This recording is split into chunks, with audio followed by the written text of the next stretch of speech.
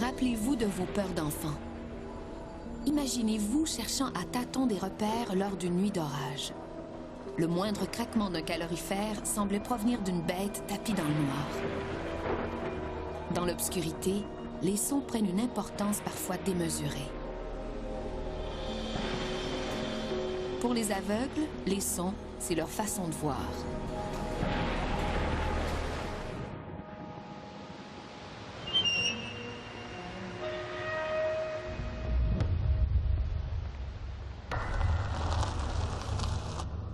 On dit depuis longtemps que l'ouïe des aveugles est plus développée que celle des voyants.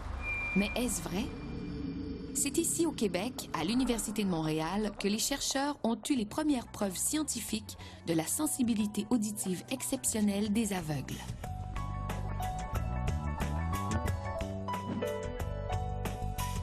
Franco Léporé est neuropsychologue. C'est à lui et son équipe que l'on doit cette preuve.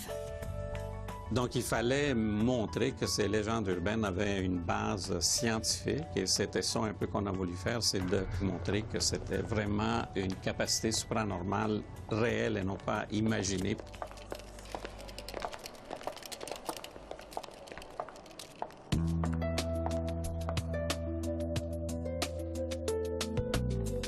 Cette expérience, qui a fait beaucoup de bruit dans la communauté scientifique, semble pourtant toute simple.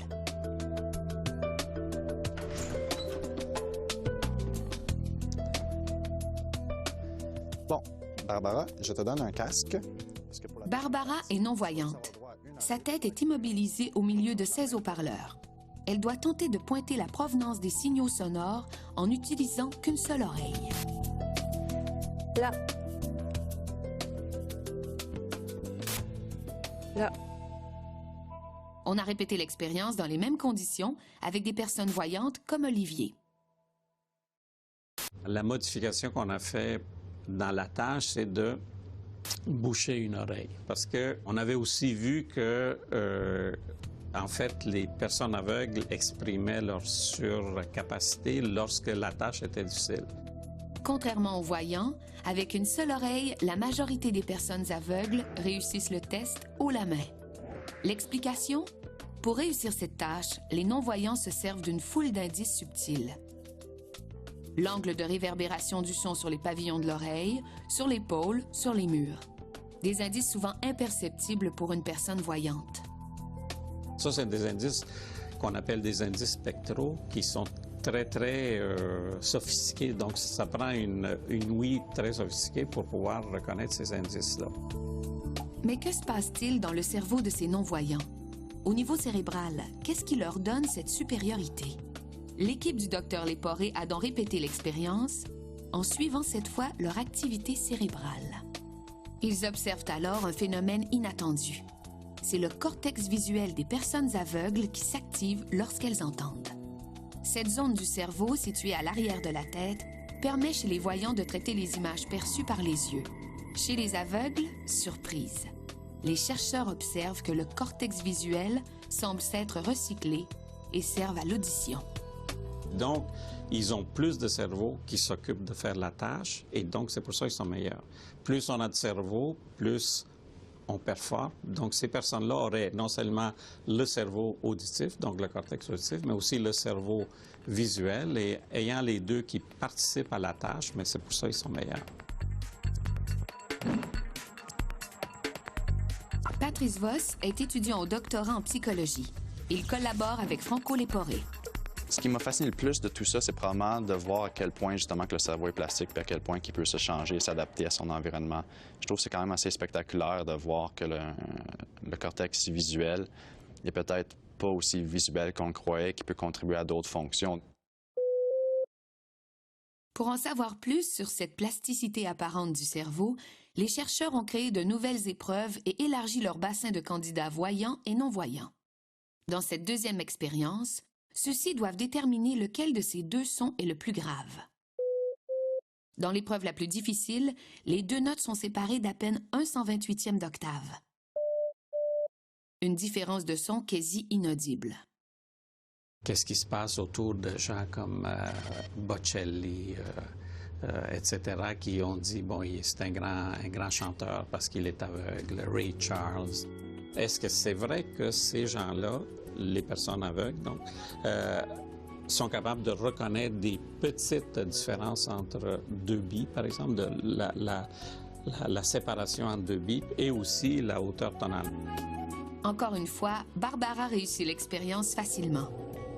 Mais d'autres candidats aveugles réussissent à peine mieux que les voyants.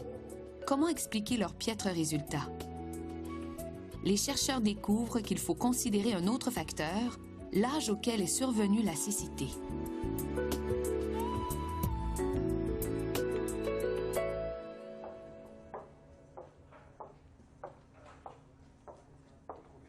Barbara est devenue aveugle à l'âge de 5 ans, alors qu'Éric a perdu la vue à 17 ans. Chez les aveugles précoces comme Barbara, le cerveau se réorganise plus facilement que chez les personnes devenues aveugles plus tard, comme c'est le cas d'Éric. C'est une grande surprise pour les scientifiques. Chez les aveugles précoces, normalement, la cécité est soit dès la naissance ou dans les premières années de la vie. C'est justement pendant cette période-là que le cerveau est plus malléable, donc il y a encore plus de connexions, donc il y a plus de réorganisation qui peut se faire à ce niveau-là. Patrice Voss poursuit son enquête sur la plasticité du cerveau. Troisième épreuve, Barbara doit déterminer si deux sons viennent du même endroit. Pas pareil. Pas pareil. Pareil. Ensuite, c'est au tour d'Éric, puis d'Olivier. Pas pareil.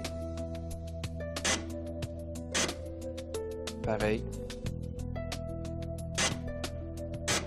Pareil. Cette fois, les aveugles tardifs et les aveugles de naissance réussissent aussi bien les uns que les autres.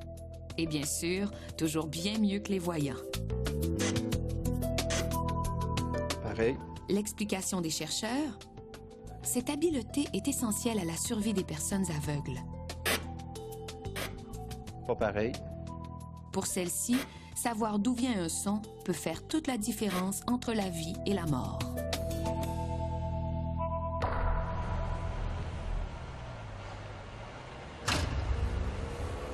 C'est des capacités qu'on peut voir dans la vie de tous les jours. Juste le fait que de traverser la rue, par exemple, de devoir reconnaître si un auto s'en vient, s'éloigne, vient de gauche à droite. Donc, je pense que c'est important d'avoir plus de précision à ce niveau-là pour les personnes non-voyantes. Les aveugles tardifs comme Éric développent donc souvent cette habileté à situer la provenance des sons. Par contre, différencier les sons aigus des graves n'est pas essentiel à leur survie. En d'autres mots, Éric bénéficie aussi de l'extraordinaire plasticité du cerveau, mais seulement lorsqu'elle est nécessaire à sa survie. La réorganisation est moins importante que chez l'aveugle précoce, mais on a démontré qu'il y avait un peu de réorganisation quand même. Pour tirer profit de l'ouïe exceptionnelle des non-voyants, Franco Léporé teste présentement une prothèse développée en Belgique. Une caméra est fixée à la lunette d'Éric. Le système émet un signal sonore qui varie selon ce qui est capté par cette caméra. En bougeant lentement la tête de gauche à droite et de bas en haut, les modulations du son vont l'aider à reconnaître l'image placée devant lui. Après quelques temps d'entraînement, il pourra reconstituer la lettre vue par la caméra et éventuellement reconnaître les formes des objets qui l'entourent. Donc, peut-être un espoir, c'est dans les prochaines années, c'est d'en développer une qui permettrait à la personne non-voyante de se déplacer dans son environnement, de voir et d'éviter des obstacles en conséquence. En plus d'aider au perfectionnement de la prothèse, les travaux de l'équipe du Dr Léporé pourront améliorer la réadaptation des personnes aveugles, et ce, dès leur plus jeune âge. La personne née aveugle, on sait qu'il a un cerveau qui est très plastique, mais qu'est-ce qu'on peut faire? Peut-être on peut se dire, ça vaudrait la peine peut-être déjà de commencer l'entraînement le plus tôt possible, parce que c'est là que la personne peut le plus bénéficier de cet entraînement.